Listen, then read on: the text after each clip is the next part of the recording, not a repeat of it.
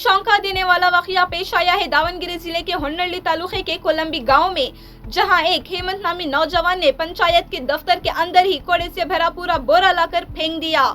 ये कदम इसलिए उठाया गया क्योंकि 2 दिनों से कूड़ा उठाने वाली गाड़ी उसके घर के पास नजर नहीं आई। गांव में कूड़े के ढेर लग चुके थे, बदबू नाकाबिले बर्दाश्त हो चुकी थी और पंचायत की तरफ से कोई कार्रवाई नहीं हो रही थी। हेमंत का गुस्सा आखिरकार पंचायत दफ्तर के सामने फूट पड़ा और वो भी कूड़े के साथ। कूड़ा उठाने वाली गाड़ी के ड्राइवर से बराह रास्त बात हुई।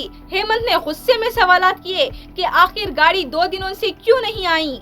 जवाब में ड्राइवर ने बताया कि वो छुट्टी पर था और गाड़ी पहले ही भर चुकी थी, लेकिन ये वजाहत नौजवान को मंजूर नहीं हुई। हेमंत का मुतालिबा साफ था, अभी इसी वक्त पंचायत के अहाते को साफ करो। ये वाकया पूरे गांव में मौजूए बहस बन गया। कुछ लोग इसे जुर्रतमंदाना कदम कह रहे थे तो कुछ इसे अवामी एहतजाज। लेकिन एक बात साफ है, जब सरकारी निजाम नाकाम हो जाए तो अवाम का गुस्सा एहतजाज की शक्ल इख्तियार कर लेता है।